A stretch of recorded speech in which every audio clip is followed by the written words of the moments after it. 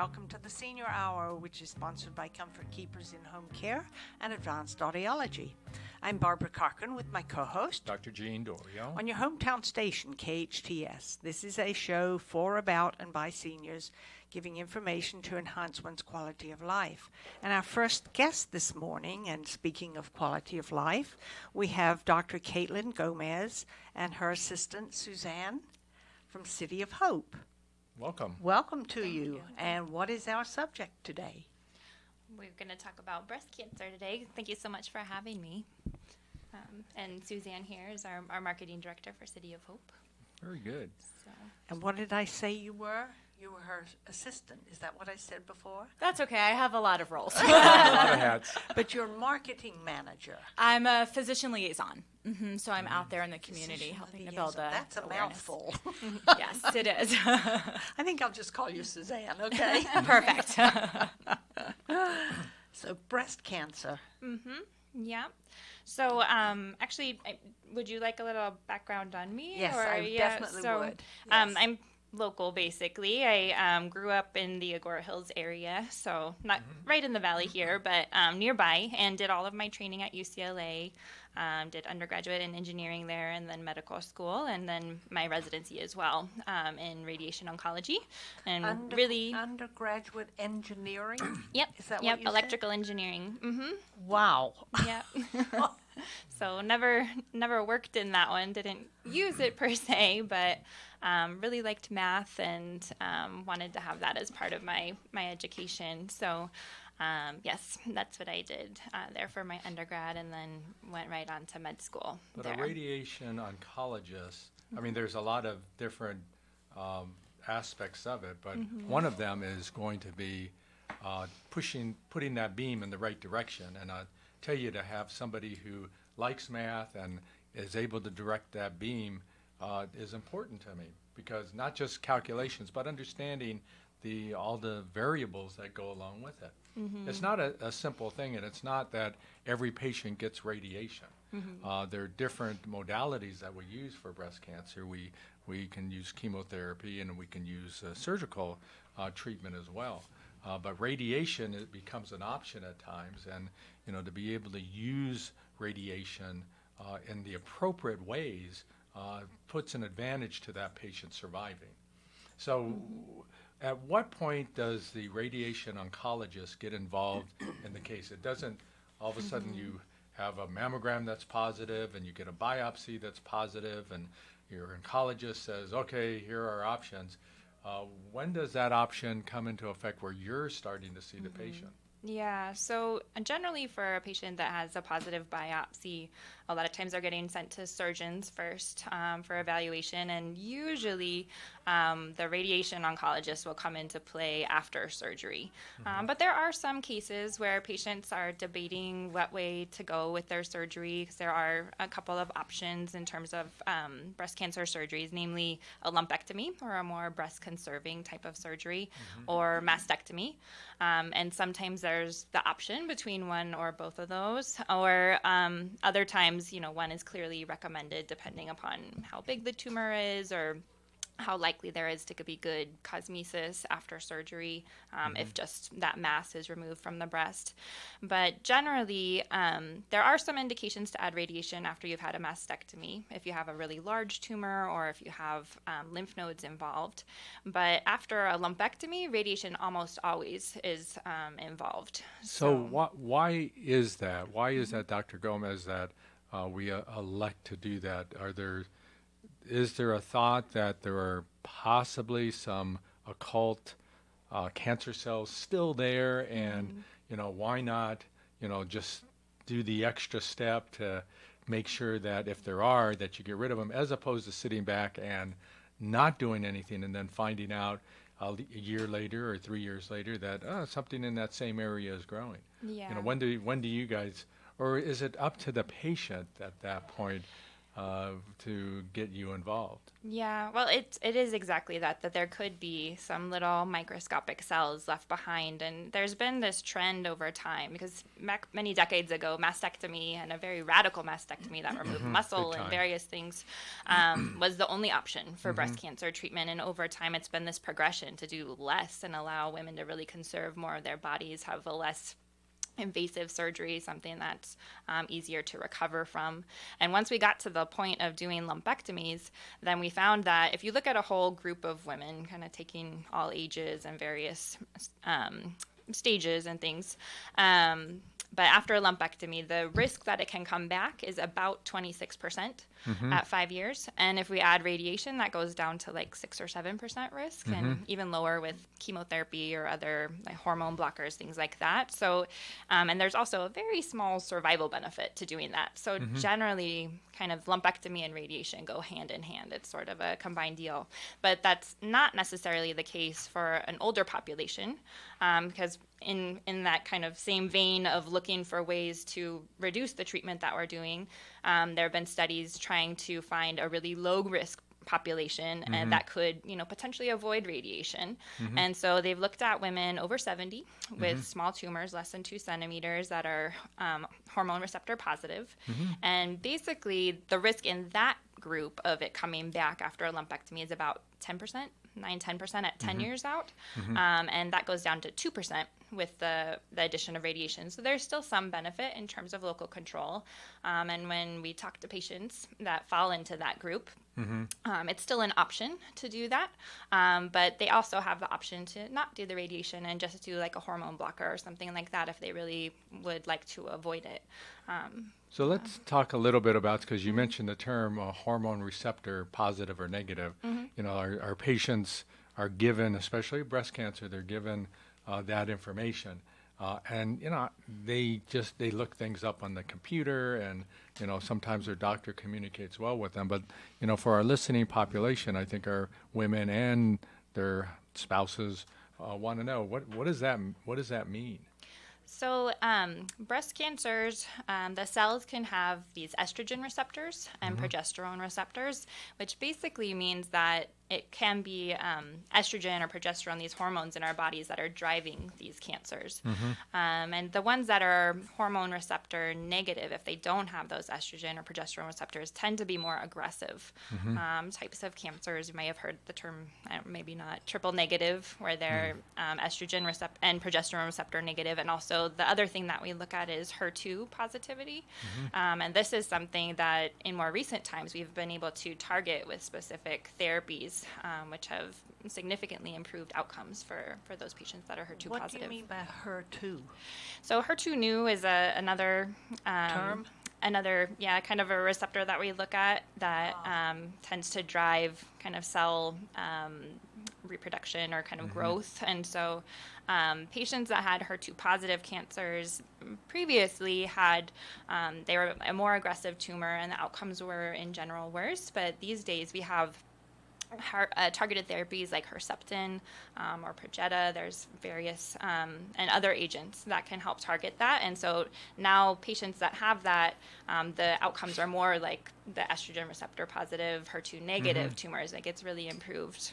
Do you think we're going to continue to have more receptor analysis and be able to say, we have HER2, we have estrogen receptor, and now we have a third? We're going to continue to evolve in that way to be able to give more options to our patients? It's possible, yeah. I think they're always looking for ways to really personalize medicine and, do more directed therapy. Yeah, directed, yeah.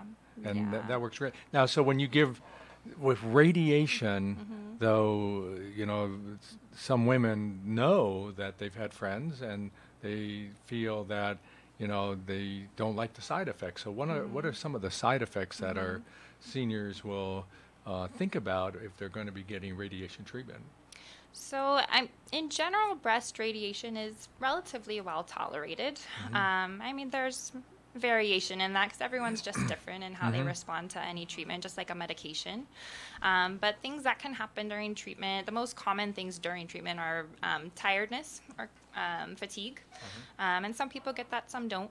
And then a skin reaction. So that's really what you see and or feel. Sometimes it just looks kind of different, and other times you have more sensations that go with that skin reaction, which is like a sunburn. It can look like redness or darkening or like a rash in the area that we treat, because all of the radiation side effects are related to where we're treating. So if we're treating the breast, then they're going to be in the breast besides the fatigue issue. Yeah. Do you specifically treat breast cancers as a specialty, or are there other? Do you radiate other areas? Are you I don't want to see that your engineering background that could be used in other arenas and other problems, that we're not wasting it, but that we're not using it only on breast. Do you do other areas as well? Yeah, I pretty much treat everything from head to toe. So brain cancers, head and neck cancers, breast cancers, GI, lung, GU, like prostate or sarcomas. Yeah, pretty So much how are you now? Everything is getting invasive in terms of putting tubes in and putting scopes in and things like that. And I saw the other day a patient with eye melanoma, and they used radiation for that, but they used a cone of some kind, and they put it over the eye, and the cone was gold, and they were talking about it at Mayo Clinic, and that's why I heard about it. And and I have a patient that has a malignant melanoma of her eye, and I presented this potential treatment to it. I haven't looked it up yet, but I'm not sure if that falls within your realm. The doctor at Mayo was saying, we have some radiation in here, and the woman was like 30 years old, and she was pregnant. And here now all of a sudden they showed a scan, and I saw the scan, and I thought, whoa, this is bad. And then they rescanned her after the treatment, and they were assured that they had treated it. So are we getting a little bit more invasive to a certain degree with your radiation, as opposed to going under a big machine and the sounds and all that, but introducing things into the body that you couldn't reach before? Well, brachytherapy, which is what you're kind of referring to there. So there's two ways to give radiation. One is external beam. That's probably the most common. That's radiation that comes from a machine, and it's just high energy X-rays that come out of that machine, and they're very directed in where we plan for them to go. And then the second way that you can deliver radiation is more internal radiation, which we call brachytherapy. Brachy just means close. And so in the case of ocular melanoma, one of the ways to treat it is with a brachytherapy gold eye plaque that they put like behind the eye, behind the tumor, and treat it that way. That's not available at all centers. I don't do that up here in the Santa Clarita Valley. It takes a surgeon, I think. It takes an ophthalmologist. It's a conjunction, like a team effort between a radiation oncologist, and then there's definitely a physicist involved on the radiation side, and then also the ophthalmologist. With your background in engineering, I think you do have to have some calculations in there to assure that you don't create damage to the eye. Now, they never said, when they interviewed her after the treatment was done, they never said, how's your vision? Because I was waiting for that, but she looked like her vision was converging and she looked fine, but they didn't mention that part of it. If she, once the tumor regressed, that her retina was still functional. So I don't know about that. It can cause some vision loss, but it depends on how big the tumor is and how close it is to the macula, like kind of the vision center. And of it's the better eye, than enucleation too. Right. I mean, then you're going to have complete taking vision the eyeball, loss taking the versus eyeball out, then partial. you're done. Yeah. Until you figure out a way of having an eyeball that goes right back into the brain and we plug it in, right? That's what the engineers are doing That'd now, be nice. aren't they? Pretty cool. Yeah, but brachytherapy's been around for a long, Has long it been time. around for I a mean, long it's time? it's not really a new technology. It was probably one of the first ways that they did radiation. But in terms of kind of the trend in radiation, I would say it's more going towards shorter and more focused treatments. So, like on the breast spectrum, it used to be the standard to do 6.5 weeks of radiation, about 33 treatments. And nowadays, we have studies showing that a shorter course of 20 treatments is basically equivalent to that 6.5 weeks. And same in terms of killing cancer cells, same really Less in terms of side side effects, effects, probably. same. Same? So, Okay. yeah. But it's There's even shorter some time studies period that of say exposure. maybe a little better, but they're certainly more convenient for the patient. And so now there's a big push to pretty much treat all women with that shortened course if we're just treating the breast only. Or the breast and the lower maxillary lymph nodes in the armpit. But there's a push to do that instead of the longer course because they're the same, but it's more convenient for the patient.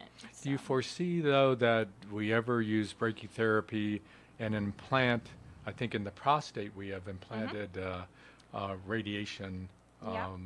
what do they call it? You can do a permanent radioactive seed implant. Seed implant, that's You can it. also do these little hollow needles. It's called high dose rate brachytherapy. So that's another way to do it in the prostate. There's also sometimes for breast, if you're going to do partial breast radiation, there's some brachytherapy options for that, either putting a device in or putting hollow needles again through the breast. Some places can do endobronchial brachytherapy, like putting something into the airway for a tumor that's growing in there. Yes. How about something like pancreatic cancer and being able to, one day we were able to do that. And there was another one I was thinking of, maybe bone, and the bone, I don't know if we can do that.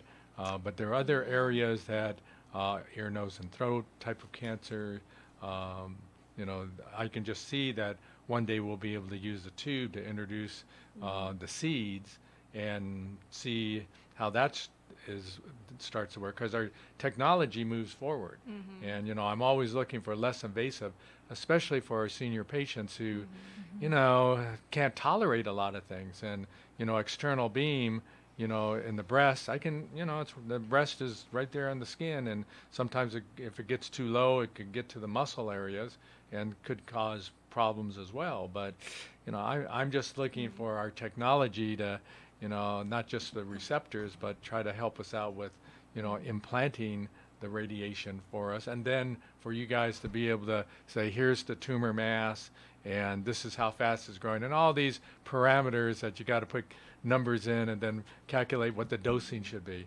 And to me, that's all exciting, the field that you're in, because it's has to change in a progressive way. Yeah. I want to ask you a question, getting back to breast.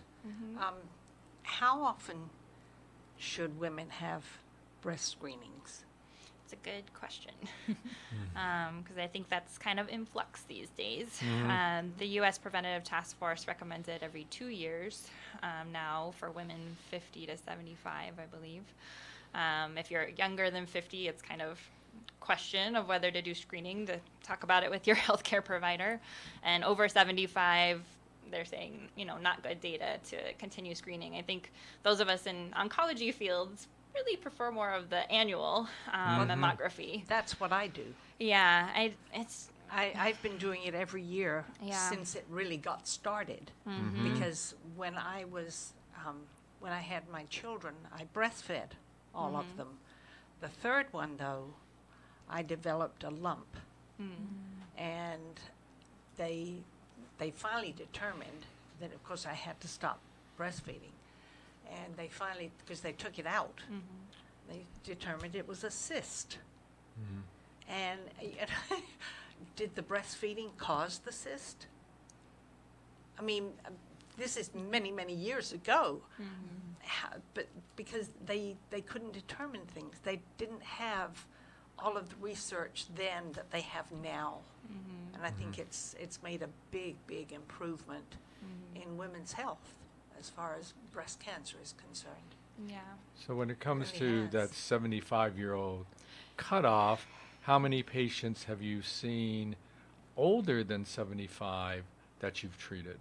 quite a few. Quite a few. Okay, Yeah. so Yes. to me, we talked about I guess evidence-based I do. data. Yeah. Yeah. And I this get task my- force has yeah. that data, but Yeah. yet they still come out with 50 to 75 every 2 years. But Does that make I still sense? get I mine. mean, I guess they're working on like cost benefit analysis or But who knows how what. But often I is mean, it the as insurance you get companies or older, Medicare? then you're more likely to develop cancers. And if you're, I think if you're a good healthy 75-year-old or older, if there's the likelihood that you're going to pursue treatment for a cancer, then I think it's worth still screening. Isn't age, I think our listening audience is saying, and they're a little bit upset, they're going to say, age is irrelevant on this because they know that even there are 90-year-olds, like my mother, who had breast cancer at the age of 92.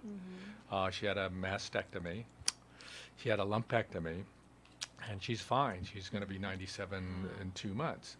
So, but, she doesn't follow the statistics yet. The statistics, that evidence-based statistics, skews it to not getting it. And the worst thing I think, Barb, can happen is if one of our friends who's in their 80s or 90s get it and they don't have the option of deciding what they're going to do. Well, it's interesting because I went through cancer treatment for lymphoma as a result, I think, of taking 6 years worth, 1 shot a week of methotrexate for psoriatic arthritis. I mean, back then, when I was taking it, they didn't give the side effects as possible cancer. Now they do. And I'm firmly convinced that that's what caused mine. Yep. But I get a breast cancer screening note every year. With Sheila Velos, breast cancer. And I go every year. I'm not ever not going to stop it because I think after you've experienced a bout of cancer of any kind, and one I have now, you're going to keep up with that. At least I am. Yeah. I don't care if I get to, I do care if I get to be 100 because I hope to. But There it's you going go. to be every year as far as I'm concerned. Yep. Well, I know Dr. Gomez wanted to talk about breast cancer just in honor of Breast Cancer Awareness Yes, Month. yes, so exactly. that's why Thank these you, are all thank great you. We appreciate questions that. and topics. Oh, absolutely. Well, it's unfortunately our time has come to an end. Well, thank you Did so much great. for Yes, having me. it was Appreciate wonderful, and it was a lot of good information. Thank you very much, Dr. Gomez and Suzanne. Thank you. And hope you'll come back again to see us. Good, Would good, love good. to. I'm Barbara Cochran with my co-host, Dr. Jean Dorio, on your hometown station, KHTS. Santa Clarita Philharmonic has begun its season of free concerts. The SCP is a non-profit community-based volunteer symphony orchestra comprised of local musicians from throughout the Santa Clarita Valley who are dedicated to providing quality classical music for the residents of the Santa Clarita Valley. Like the Santa Clarita Philharmonic on Facebook or visit santaclaritaphilharmonic.org for more information. Six Flags Fright Fest, presented by Snickers, the biggest, most terrifying event ever, with thrills by day, fright by night, and the scariest coasters in the dark. 13 haunted mazes and scare zones, featuring the new maze from the movie Hellfest. The Fright Fest opening sale is here. For a limited time, save 40% on tickets at sixflags.com. Don't miss your chance to save 40% on tickets when you buy and visit by October 14th. Aloha, friends! Go check out Honu Coffee, home of the best cold brew coffee. What makes their coffee special is how their organic coffee beans are infused with nitrogen to create a smooth and delicious cup of coffee. You'll also find traditional bold coffees and island-inspired signature drinks. They're the perfect place to catch up with friends or just relax with your favorite cup of joe. Honu Coffee on Lyons and Walnut in Newhall. Stop by and say aloha. At Advanced Audiology, we know how important hearing is to you, your loved ones, your work success, your safety, and your ability to stay in the game. Most people won't admit hearing loss to themselves or others. We make it easy for you. Today's digital hearing aids come in a variety of styles, including invisible. All feature-rich, providing unparalleled hearing quality, wearing comfort, and automation that simplifies your life. Don't be fooled by our imitators. There's only one Advanced Audiology with the purple sign next to AAA on Valencia Boulevard. Santa Clarita's hometown station.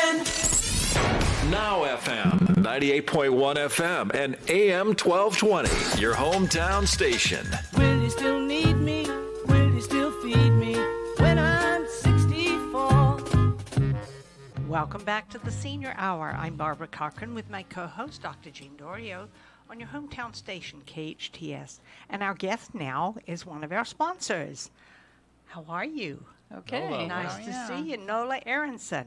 Welcome. From Advanced Audiology. What's the topic today, my love, other than traveling? Oh, no. So the topic today is it's Audiology Awareness Month. So I want to talk about what an audiologist actually is. Oh, good, good. And what an audiologist actually does. So basically, an audiologist is somebody trained by a university for at least 4 to 6 years. They now need to have a doctorate degree, and it's usually a 4-year doctoral program. And they are trained in the diagnosis of hearing loss and the solutions and what to do about different types of hearing loss. They can also find medical problems that occur in the ear, like wax, like hole in the eardrum, like 3 little bones that harden and don't push the sound through anymore. And we deal with balance and dizzy problems also. And you sometimes diagnose brain tumors. Yes, we do that too. Acoustomas, you've done that before in your practice as well. Yeah. So that's a whole different kind of training that, even medical doctors cannot do. And to have a tool and an individual who can actually do that for their patients. I mean, it could go from, which is common, simple and easy, wax in the ear, to something like a tumor that's associated with hearing. Right. Exactly. Exactly. So we don't do the actual treatment if they have a medical problem. But it's diagnosis, though. But we do the diagnosis for the otolaryngologist or the ear, nose, and throat specialist, or even general practitioners or family practice or internists. Or But if you don't find earwax and somebody's having a problem and you get the data, I mean, if that didn't happen, sometimes these tumors can get outrageous with other symptoms and the patient can die. So, you're the first step to an audiologist. This is why we're having Audiology Awareness Month. People need to know the advantage of going to an audiologist as opposed to trying to pick up a hearing aid because it's cheaper. Correct. And we've known each other for 31 years now. More than 30 years. So we understand what each other does. But we also know the value of what we each do, and to share and be able to assure and put out to our community that what you do is so important because people don't understand that. And hearing loss is detrimental, especially to our seniors, because health problems start to take place, but they end up getting the symptoms can be reflective of how they are doing, and hearing is one of them. When their hearing diminishes, the quality of life will diminish as well. Right, and actually hearing loss is the 3rd biggest disease in America, being cancer number 1, number 2 heart problems, number 3 is hearing. That's pretty far up there when you think about that you need your hearing to communicate. Sure. But the reason why I wanted to talk about this also today was, so we are, university trained, and we do go over solutions to hearing. We don't just sell hearing aids. We're not just salespeople. We actually have solutions. We actually have communication strategies. And we actually do those kinds of things. So when people think of us, they need to think more of their health rather than buying something. Yes. Because there's a big difference, and people are going around more and more. Now, I walked into CVS the other day, and I saw a big sign coming out, a big picture of hearing amplifiers, not even hearing aids, but amplifiers. Hearing amplifiers? Yes, and over-the-counter hearing aids are coming, and they'll be here soon, and the FDA has approved them. And people are going to just start thinking that they can hear better because they're going to spend a little bit amount of money. And why should you go and spend all this money and go to a private practice audiologist and you're going to get the exact same thing? So in the state of California, you can actually sell hearing aids. You're called a hearing aid dispenser. And you can actually sell hearing aids by taking a test and seeing if you can pass it. You mean the Hearing seller? aids that you sell or amplifiers? No, hearing aids in general. You can? Yes. So now, because everybody's so concerned about price, which is come down to a commodity rather than a solution or a help, they are so concerned about price, they're making over-the-counter hearing aids, which are going to be like reading glasses. And they're not, I think you have to be over 21 to, I'm not even sure what the requirement, it's not here yet. But when I walked into CVS, I asked, oh, what are these? Can I see them? And he goes, oh, they're not out yet. They're not out. They're not out. Yeah, And they're plus, not out it's yet. not when does the law go into effect where you can sell over-the-counter amplifiers in the state of California? There's a law. Is Yeah. it national or is it just state? I think it's national. Okay. I think it is. Because, So I heard about that, and it just bothered me a lot. And now I'm thinking, we're talking about Audiology Awareness Month, and hand in hand, people are going to go and buy over-the-counter hearing amplifiers. They are going to do that, and they might get benefit from it, and that's fine. But I would say the majority won't get benefit. But my recommendation would be, if you're not getting satisfaction with the amplifier, you go to your audiologist and you show them the amplifier and see if that's the right thing for them to have. Are people going to do that? I don't know. But I would say, if they find success with the amplifier, great. And some will. But there are others that will not.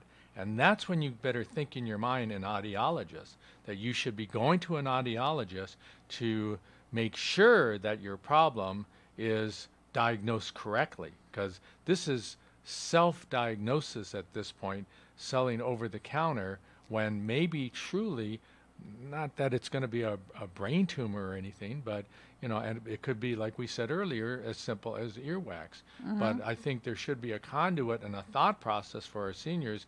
If they're going to use amplifiers, successful, great, but if it's not successful, then you better take the other step and seek a professional help through an audiologist. right. Well, I can see some lawsuits going on here with people who are selling amplifiers and people who. But it's a law. Yeah, but what if someone actually has cancer, and they're getting the amplifier to help them hear, but they don't realize what else is going on? But that they're to blame for that, and Yeah, so they can't. that's their sue. problem. Okay. That's why I'm saying I think if you I get, think it's disgusting, yeah, personally. and I'm not going to. I'm sorry, it I'm is. just, and it might be, but now I want to give a remedy to our seniors that if indeed an amplifier does not work, because over-the-counter amplifiers they've been there, but they're now legal. So seek help. So what does Well, that mean? They're going Do to you- have requirements, Now, whether you have to have a hearing test first or not, I don't know that yet. What age can we do it at, and what amount of hearing loss? It's only going to be for like reading glasses. You know, reading, you get them because you just can't see while you're reading. So, But don't you have to go get a test? yeah. Well, No. no. No, I you guess just Not you when buy I don't. get them, reading buy 'em off- glasses. Yeah, I over, have they're reading over the glasses. counter. That's You the just same buy. thing, isn't It's it? the same thing. So yeah. it's going to be like that. So if you have a severe hearing loss, you can't use those because they're not going to help you. They're not going to be loud enough. So I'm not that concerned about that. But what I am concerned about is that everything's becoming I don't know how to say that word, Yes. commoditized. Hey, that's you a know, new word. I might have made it up or something. But anyway, it's what people realize when they come to us is that they're getting a whole education, and they're learning about their hearing. They're learning what's going on. They're understanding all these things. And when they have problems, they can come back to us, and we can tell them what needs to be done. It's not a just one-shot process. It's a long process if it's done right. And there's lots of different choices out there and lots of different things. But hearing aids break down all the time because they're in your ear, and they get dirty, and they get sweat and moisture, and they break down, and they have to be serviced. And your hearing changes, and they have to be adjusted, and they have to be adjusted correctly. That's right. So what happens is when people go certain places, and the person doing it is not qualified, then what happens is they get unhappy, and then they don't wear the hearing aids. So they, lose out, and then they lose out on their hearing and things like that. Like And that I just affects their entire lifestyle. that right. It Ultimately. really does. Yeah, And their relationships. absolutely. And how even like younger people, like jobs, and how well you do in a job, and whether you keep the job, and the amount of money you make is related to hearing loss. I mean, if you don't, people who wear, it's been in the studies, people who wear hearing aids do better financially. Well, then if you don't, and then if you have a hearing loss and don't wear a hearing aid. But that's not what it's all about. It's not all about everything's hearing aids. And I was just trying to help this woman this morning. We get into our insurances now. Well, Medi-Cal pays for hearing aids for people when they're on Medi-Cal. Well, now insurance companies are taking away seniors' Medi-Cal, saying it's part of, like scan, let's say. And I had a lady in this morning. Now she has no money. That is why she's on Medi-Cal.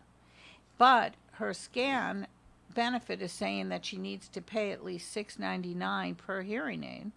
She doesn't have $1,400. So what's she going to do? She's going to turn to over-the-counter hearing amplifiers, and that's what I'm saying. At that point, they will try it because they're going to make their own choices, and if it works, that's great. But if it doesn't work, where do they turn? If they turn to big box, people who don't know anything about hearing aids or hearing, they're going to be in trouble still. But that's why I'm saying someone who is a defined audiologist, that they need to go to see them.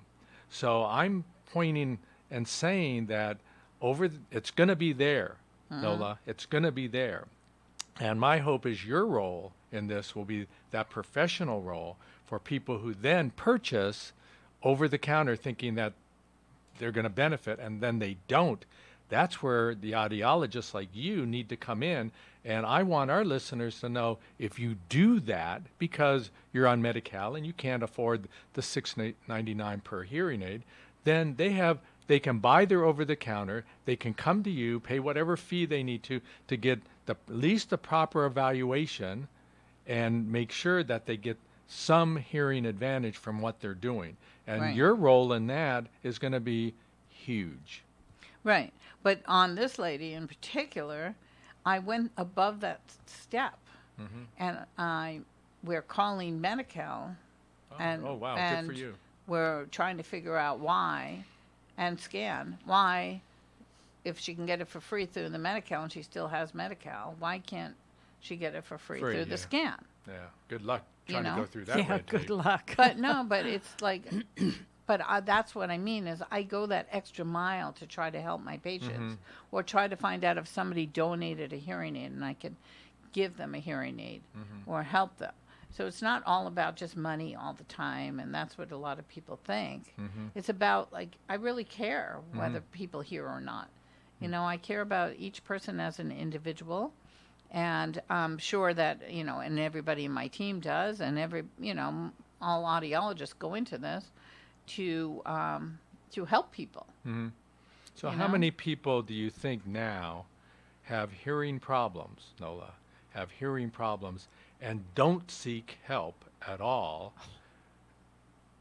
and might then be turning to these new appliances that'll be? How many people are not even bothering because they know of the cost or whatever is stopping them? Is it 80% of the population who, or something like that, 50%, who are out there going, I'm not going to get this, I'm not going to get this fixed, Right. I'm not going to go? Right. How many people are, A would lot. you say? A lot. So I'm just saying that. Actually, the hearing aid industry is not really growing But that much. what I'm saying, the part of, there's a, whatever 80% who are not seeking help, once they see over-the-counter amplifiers come out, and they're going to market those. It's big-time marketing. On evening news, you are going to see it. Yeah. And my point is that if you're helped, great, then it's 50%. But there's always going to be people that that's not going to help, and you then have to ask the question, why? And where are they going to turn? Big box? No. They're going to turn to the audiologist, and that's what you do. And you can help them out. It's going to be a flourishing business for you. That's nice. But I want our seniors to hear that they have a place to go, and you have been the go-to person here in Santa Clarita. Yeah. 31 years. 31 years. Congratulations. That's wonderful. thanks. It really is. Let me ask you about these over-the-counter amplifier things. Do they actually have plugs that go in the ears, and do they have a box that they carry with them? It's not out yet, so I don't know So that much nobody about knows it. There's like Anything. 5 brands that are there right Jiminy now. Christmas. 5. And they're made by really high power companies in the world. And so we're talking about, this is big time advertisement that they're going to be putting upon us. And people are going to jump at this because they're going to see, hey, cost, that's what people think about. But, I'm thinking about that a benefit, and the benefit needs to be that it's going to work in some way. And if there's something holding them back, they have to seek help. Right. You are the help. And Audiology Awareness Month, this is what we need to talk about to let our seniors know between now and the time once that law is enacted, then you're going to have to, be ready, because they're going to be going, what do I do? This doesn't work, throwing it out, getting upset. But I think they need a second step. Yeah, well, it's already in the magazines that you read on Sundays and everything. The MD hearing aid and the this and that. Why spend this much when you can get them for really $200? They can't call them hearing aids, can they? Or are Well- they calling them hearing aids? Well, they're, I don't know. It's a thought they fine were- line. Right. I agree that there's That's a why I fine think line, they're but calling them amplifiers. but Yeah, it's they going to can be get away- they advertised can as get a- amplifiers. And some of them don't go in the ear. They kind of go over the ear and the back of the ear and all kinds of little things Hearing that things, yeah, maybe they've- these things that come over your head. No, they'll be small. Yeah. They'll be appealing. And I think, so that's why I think you need to be ready for the onslaught. And like I said, I need my patients to turn to somebody when it doesn't work. Yeah. Yeah, to me, Well, that's they're important. first going to try the over-the-counter, probably. That's probably a sure bet Right. at this point, which is sad. But I guess they do what they need to do. And do we need to take a break, Eagle Eye? Yes, we do. I'm Barbara Cochran with my co-host, Dr. Jean Dorio, on your hometown station, KHTS. The best live theater can be found right here in the Santa Clarita Valley. The Canyon Theater Guild has been entertaining audiences for decades with top quality musicals and plays. Located on Main Street in Old Town Newhall, CTG also offers workshops for the young actor in your family. For more information, call the box office at 799-2702 or go online to canyontheater.org. Olive Terrace Bar and Grill is the hottest new Mediterranean fusion restaurant in Santa Clarita with unique delicacies like seafood right off the boat, mouth-watering prime steaks, artesian sandwiches, delicious pastas, and tasty kebabs. Unwind on their cozy outdoor patio at their weekend champagne brunch, full menu, and weekly specials at oliveterracebarandgrill.com. Check out their full bar and happy hour daily specials in Valencia on Copper Hill and Newhall Ranch Road by LA Fitness. Olive Terrace Bar and Grill, delicious food seasoned with love. The Santa Clarita Artists Association has a new gallery in downtown Newhall on 6th Street between Main and Railroad, right across from the Canyon Theater Guild. The gallery features our members' paintings, sculptures, and one-of-a-kind handcrafted gift items. Whether you're an art lover, buyer, or an artist wishing to join, visit our website at santaclaritaartist.org, come to our free monthly meetings at Barnes & Noble, or stop by the gallery. For upcoming events and exhibits, check us out at santaclaritaartist.org. We make visual art visible. At Advanced Audiology, we know how important hearing is to you, your loved ones, your work success, your safety, and your ability to stay in the game. Most people won't admit hearing loss to themselves or others. We make it easy for you. Today's digital hearing aids come in a variety of styles, including invisible. All feature-rich, providing unparalleled hearing quality, wearing comfort, and automation that simplifies your life. Don't be fooled by our imitators. There's only one Advanced Audiology with the purple sign next to AAA on Valencia Boulevard. Now FM, 98.1 FM, and AM 1220. Your hometown station. Will you still need me? Will you still feed me when I'm 64? Welcome back to the Senior Hour. I'm Barbara Cochran with my co-host, Dr. Jean Dorio, on your hometown station, KHTS, and we're speaking with Nola Aronson from Advanced Audiology, one of our Senior Hour sponsors. It's good to have you back again. Thank you. And tell us a little bit about what we were talking about during the break, about your upcoming... Via Bash. Yeah. So, as you, well, I don't know if people know, but one of the things I really like to do is I take 10% of my hearing aid proceeds every month and donate them to nonprofits out here in the Santa Clarita Valley. So on this Saturday, I think there was only 3 tickets left, but this Saturday we're having the Circle of Hope Tea. And I am an 18-year breast cancer survivor myself, and I support the Circle of Hope. I am on the board of directors on the Circle of Hope, and the tea is really a fun event because we have a theme this year of games. And we're doing different board games, and each table is going to be decorated as a different board game. And how cool. I chose What's Monopoly. Yours? Monopoly. I love Monopoly. And then coming up at the end of this month on Friday, October 26th, is the Via Bash. The Via Bash will be great. I am also the title sponsor for that. And that money goes to a program called Connecting to Success. And it takes care of all our high school students to teach them how to become, successful in business before they're out of high school and everything.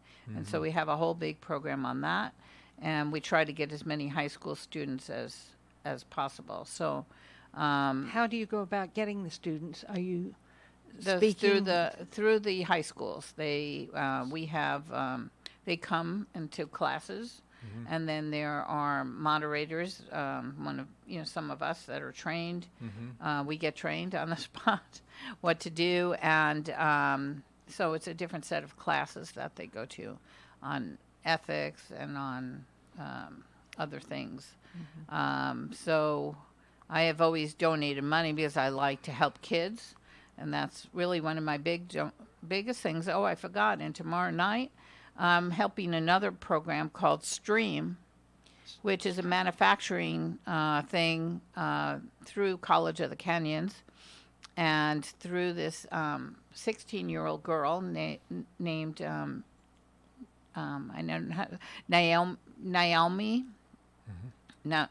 Nahamani. I'm sorry, I'm saying the name wrong. I think. Right, she's very, she's a wonderful, wonderful person, and she's trying to help students learn better. and I'm not sure of what all the stream stands for, but I am going to be, they have a parents' cafe tomorrow night to teach the parents how kids can develop into learning different technologies and different fields. And so one of the people that's going to be on Friday all day at the College of the Canyons, they're having a manufacturer's day, and one of the manufacturers will be Advanced Bionics that are up here. They make cochlear implants for people who can't wear hearing aids because they're too far gone, and so they get a cochlear implant. So they'll be teaching students how to make cochlear implants. Make them? Yeah. What research is going into it, all the technology involved in it, and all of that. So that will be exciting. So I'll be over there. Dr. Gomez, who was here earlier from City of Hope, was an engineer. Probably some of the things that she learned in life came from things that you are doing now to amplify some of our young students, especially our little girls. Right.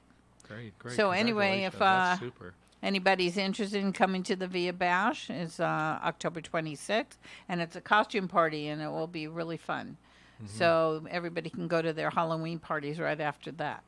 So, and on the 30th and 31st at our office, we have an open house. We're at 23822 Valencia Boulevard, Suite 103.